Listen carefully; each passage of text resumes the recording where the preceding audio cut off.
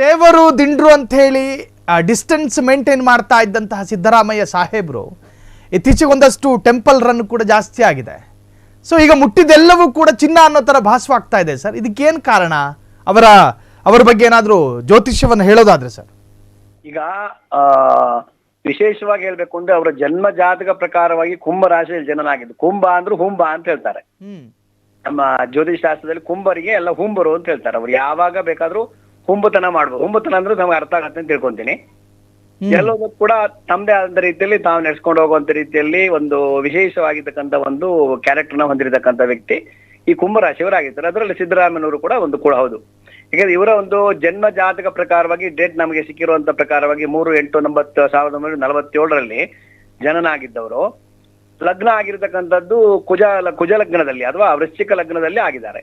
ಮತ್ತೆ ಕುಂಭ ರಾಶಿಯಲ್ಲಿ ಜನನಾಗಿದ್ದಕ್ಕೋಸ್ಕರವಾಗಿ ಈಗ ಪ್ರಸ್ತುತ ನಡೀತಾ ಇರತಕ್ಕಂಥ ಸಂದರ್ಭ ಅಂದ್ರೆ ಈಗ ಅಷ್ಟಮದಲ್ಲಿ ಗುರು ಆಗಿದ್ದಕ್ಕೋಸ್ಕರ 8ನೇ ಮನೆ ಗುರು ಆಗಿದ್ದಕ್ಕೋಸ್ಕರವಾಗಿ ಅದಾದ ನಂತರ 9ನೇ ಮನೆಯಲ್ಲಿ ಇರ್ತಕ್ಕಂಥ ಒಂದು ಭಾಗ್ಯಸ್ಥಾನ ಇರ್ತಕ್ಕಂಥ ಬುಧನ ಸಂಬಂಧ ಮತ್ತು ಕರ್ಮಸ್ಥಾನದಲ್ಲಿ ಕುಜ ಕೂತ್ಕೊಂಡಿದ್ದಾನೆ. ಕರ್ಮಸ್ಥಾನ ಅಂತ ಹೇಳ್ತಾರೆ. 10ನೇ ಮನೆಯನ್ನ ಕರ್ಮಸ್ಥಾನ ಅಂತ ಹೇಳಿದ್ರೆ ಕರ್ಮಸ್ಥಾನದಲ್ಲಿ ಕುಜ ಕೂತ್ಕೊಂಡಿದ್ದಾನೆ.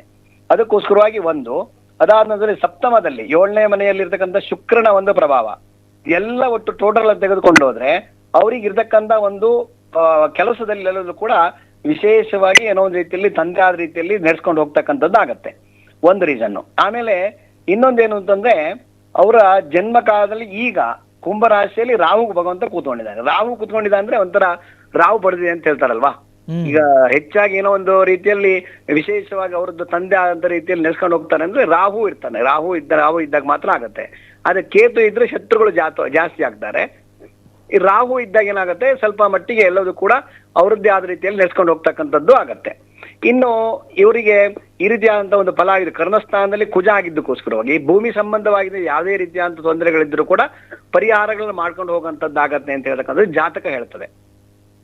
ಇವರ ಜಾತಕ ಪ್ರಕಾರವಾಗಿ ಇರ್ತಕ್ಕಂಥದ್ದು ಏನಾಗಿದೆ, ಕರ್ಮಸ್ಥಾನದಲ್ಲಿ ಇರ್ತಕ್ಕಂಥ ಕುಜ ಮತ್ತೆ ಕೇತುವಿನ ಪ್ರಭಾವ ಶತ್ರುಗಳನ್ನ ಪರಾಜಯ ಮಾಡ್ತಕ್ಕಂಥದ್ದು, ಅವರಿಗೆ ಅಜಾತ ಶತ್ರುವಾಗಿ ಹೋಗ್ತಕ್ಕಂಥದ್ದು. ಯಾರು ಏನು ಮಾಡಕ್ಕಾಗಲ್ಲ. ತಾವೇ ಹೇಳ್ತಾ ಇದ್ರಿ ಇವಾಗ ಹೈಕಮಾಂಡ್ ಕೂಡ ಅವ್ರು ಹೇಳ್ದಂಗೆ ಕೇಳ್ತಾರೆ ಅಂತ ಹೇಳ್ತಕ್ಕಂಥ ರೀತಿಯಲ್ಲಿ ಇದಕ್ಕೆಲ್ಲದೂ ಕೂಡ ಜಾತಕ ಫಲಗಳು ಅಂತ ಹೇಳ್ತಾರೆ. ಗೋಚಾರ ಫಲ ಅಂತ ಏನು ಹೇಳ್ತಾರೆ ಅದರ ಆಧಾರದಲ್ಲೇ ಹೇಳ್ಬೇಕಾಗತ್ತೆ. ಅದಕ್ಕೋಸ್ಕರವಾಗಿ ಈ ಗೋಚಾರ ಫಲದಿಂದಾಗಿ ಅವ್ರಿಗೆ ಎಲ್ಲ ರೀತಿಯಲ್ಲಿ ಒಳ್ಳೇದು ಮಾಡ್ತಕ್ಕಂಥದ್ದಾಗತ್ತೆ.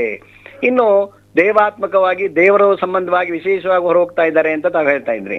ಯಾಕೆಂತಂದ್ರೆ ಈ ರಾಹುವಿನ ಒಂದು ಪ್ರಭಾವ, ಅದಾನದಲ್ಲಿ ಇರ್ತಕ್ಕಂಥ ಒಂದು ಅಷ್ಟಮದಲ್ಲಿ ಇರ್ತಕ್ಕಂಥ ಗುರುವಿನ ಪ್ರಭಾವ ಮತ್ತೆ ರವಿ ಪ್ರಭಾವ, ಅಷ್ಟಮಾಧಿಪತಿ ಆಗಿರ್ತಕ್ಕಂಥ ಬುಧ ಬಂದ್ಬಿಟ್ಟು ಜನ್ಮ ಕಾಲದಲ್ಲಿ ಅಥವಾ ಈಗ ಭಾಗ್ಯಸ್ಥಾನದಲ್ಲಿ ಕೂತ್ಕೊಂಡಿದ್ದಾನೆ 9ನೇ ಮನೆಯಲ್ಲಿ. ಅದಕ್ಕೋಸ್ಕರವಾಗಿ ಸ್ವಲ್ಪ ದೇವರು ದಿಂಡ್ರು ನಾನೇನೋ ಒಂದು ಮಾಡ್ತಾ ಇದ್ದೀನಿ ಅದಕ್ಕೆ ಒಳ್ಳೇದಾಗ್ಲಿ ಅನ್ನೋ ರೀತಿಯಲ್ಲಿ ಇಲ್ಲಿವರೆಗೆ ಅವರ ಹೆಂಡತಿ ಆಗಿರ್ಬೋದು ಅವ್ರಿಗೆ ಬೇಕಾಗಿರೋರು ದೇವರ ಪೂಜೆ ಪುನಸ್ಕಾರ ಮಾಡ್ತಾ ಇದ್ರು. ಆದ್ರೆ ಇವಾಗ ಅವರೇ ಮಾಡ್ತಾ ಇದ್ದಾರೆ. ಯಾಕೆ ಅಂತಂದ್ರೆ ಜನ್ಮ ಕಾಲದಲ್ಲಿರ್ತಕ್ಕಂಥ ಗೋಚಾರ ಫಲಗಳು ಅಂತ ಹೇಳ್ತಾರೆ. ಈಗ ಕುಂಭರಾಶಿಯವರಿಗೆ ಇರ್ತಕ್ಕಂಥ ಒಂದು ಫಲ ಅಥವಾ ನಾವು ಲಗ್ನದಿಂದ ನಾವು ಹೆಚ್ಚಾಗಿ ಜಾತಕವನ್ನ ಪರಿಶೀಲನೆ ಮಾಡ್ತೀವಿ. ರಾಶಿ ಯಾವುದೇ ಆಗ್ಬೋದು, ಲಗ್ನದಿಂದ ನಾವು ಹೆಚ್ಚಾಗಿ ನಾವು ಜಾತಕವನ್ನ ಪರಿಶೀಲನೆ ಮಾಡ್ತೀವಿ. ಅದಕ್ಕೋಸ್ಕರವಾಗಿ ಖಂಡಿತವಾಗಿ ಅವ್ರಿಗೆ ಯಾವುದೋ ರೀತಿಯಲ್ಲಿ ಚೇಂಜಸ್ ಆಗ್ತಕ್ಕಂಥದ್ದು ಒಳ್ಳೇದಾಗ್ತಕ್ಕಂಥದ್ದು ಇರುತ್ತೆ. ರಾಹು ಭಗವಂತ ಜನ್ಮ ಕಾಲದಲ್ಲಿ ಇರುವವರೆಗೆ ಏನೋ ಒಂದು ರೀತಿಯಲ್ಲಿ ಅವ್ರದ್ದೇ ಆದ ರೀತಿಯಲ್ಲಿ ನಡ್ಕೊಂಡು ಹೋಗ್ತಕ್ಕಂಥದ್ದು ಆಗತ್ತೆ ಅಂತ ಹೇಳ್ತಕ್ಕಂಥ ರೀತಿಯಲ್ಲಿ ಹೇಳ್ಬೋದು. ಗುರುಜಿ, ತಾವು ಹೇಳ್ತಾ ಇದ್ರಿ ಕೆಲ ಶತ್ರುಗಳೊಂದಿಗೂ ಕೂಡ ಅಜಾತ ಶತ್ರುವಾಗಿ ಬದಲಾಗಬಹುದು ಸಿದ್ದರಾಮಯ್ಯನವರು ಅಂತ ಹೇಳಿ. ಆದರೆ ಸಿದ್ದರಾಮಯ್ಯರ ರಾಜಕೀಯ ಬದುಕಿನಲ್ಲಿ ಹಿತಶತ್ರುಗಳು ಹೆಚ್ಚು. ಹಾಗಾಗಿ ಅದರಿಂದ ಏನಾದ್ರೂ ಕಂಟಕಗಳು ಬರಬಹುದಾ ಮುಂದಕ್ಕೆ ಅಂತ? ಅಂದ್ರೆ ಇದು ರಾಹುವಿನ ಸ್ಥಿತಿ ಇರೋವರಿಗೆ ಒಂದು ರೀತಿಯಲ್ಲಿ ನಡ್ಕೊಂಡು ಹೋಗ್ತಾ ಇರ್ತದೆ. ರಾಹು ಭಗವಂತ ಎಲ್ಲಿವರೆಗೆ ಇವರು ಜನ್ಮ ಜಾತಕದಲ್ಲಿ ಇರ್ತಕ್ಕಂಥ ಒಂದು ಶುಭ ಸ್ಥಾನವನ್ನು ಹೊಂದಿರ್ತಾನೋ, ಅದು ಜನ್ಮದಲ್ಲಿ ಇರ್ತಾನೋ ಅಲ್ಲಿವರಿಗೆ ಯಾವುದೇ ರೀತಿಯಾದ ತೊಂದರೆಗಳಾಗೋದಿಲ್ಲ. ರಾಹು ಚೇಂಜ್ ಆಗ್ಬೇಕಾದ್ರೆ ಇನ್ನೂ 6 ತಿಂಗಳು ಟೈಮ್ ತಗೊಳ್ತದೆ. ಆ ಟೈಮ್ ಅಂದದಲ್ಲಿ ಮುಂದಿನ ಮನೆಗೆ ಹೋಗ್ತಾನೆ, ಧನಸ್ಥಾನಕ್ಕೆ ಹೋಗ್ತಾನೆ. ಅದಕ್ಕೋಸ್ಕರವಾಗಿ ಅವಾಗೂ ಏನೋ ಒಂದು ರೀತಿಯಲ್ಲಿ ಚೇಂಜಸ್ ಆಗ್ತಕ್ಕಂಥದ್ದು ಈ ರೀತಿಯಲ್ಲಿ ಅವರದ್ದು ಯಾವುದೇ ರೀತಿಯಾದಂತಹ ಒಂದು ಸಮಸ್ಯೆ ಬರದೇ ಇರತಕ್ಕಂಥ ರೀತಿಯಲ್ಲಿ ಆಗುವ ಸಂದರ್ಭಗಳು ಜಾಸ್ತಿ ಇರುತ್ತೆ ಅಂತ ಹೇಳ್ತಾರೆ. ಹಿತಶತ್ರುಗಳು ಅಂತ ಹೇಳ್ತೀರಾ ನೀವು. ಆ ಹಿತಶತ್ರುಗಳಿದ್ರೆ ಇವರಿಗೆ ಜನ್ಮ ಕಾಲದಲ್ಲಿ ರಾಹು ಜನ್ಮದಲ್ಲಿ ಅಥವಾ ಜನ್ಮಾಧಿಪತಿ ಆಗಿರ್ತಕ್ಕಂಥ ರಾಹು ಆಗಿದ್ದಾನೆ. ರಾಹು ಆಗಿದ್ದಕ್ಕೋಸ್ಕರವಾಗಿ ರಾಹುವಿನ ಫಲದಿಂದಾಗಿ ಅವರು ಎಲ್ಲಾ ರೀತಿಯಾದ ಕೆಲಸಗಳನ್ನ ಜಯಿಸ್ತಾನೆ ಅಂತ ಹೇಳ್ತದೆ. ಸಾಕು ಸರ್.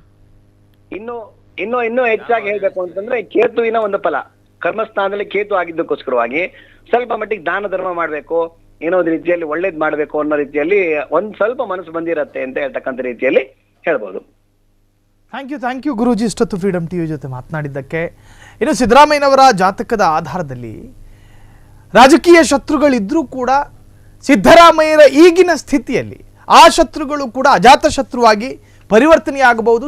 ಸಿದ್ದರಾಮಯ್ಯನವರಿಗೆ ಶುಕ್ರದಶೆ ಶುರುವಾಯಿತು ಎನ್ನುವಂಥ ಅರ್ಥದಲ್ಲಿ ಮಾತನಾಡ್ತಾ ಇದ್ದಾರೆ. ಕ್ಷಣ ಕ್ಷಣದ ಸುದ್ದಿಗಳಿಗಾಗಿ ಫ್ರೀಡಮ್ ಟಿವಿ ಸಬ್ಸ್ಕ್ರೈಬ್ ಮಾಡಿ, ಲೈಕ್ ಮಾಡಿ ಹಾಗೂ ಫಾಲೋ ಮಾಡಿ. ಹೊಸ ಸುದ್ದಿಗಳ ನೋಟಿಫಿಕೇಶನ್ಗಾಗಿ ಬೆಲ್ ಐಕಾನ್ ಮೇಲೆ ಕ್ಲಿಕ್ ಮಾಡಿ.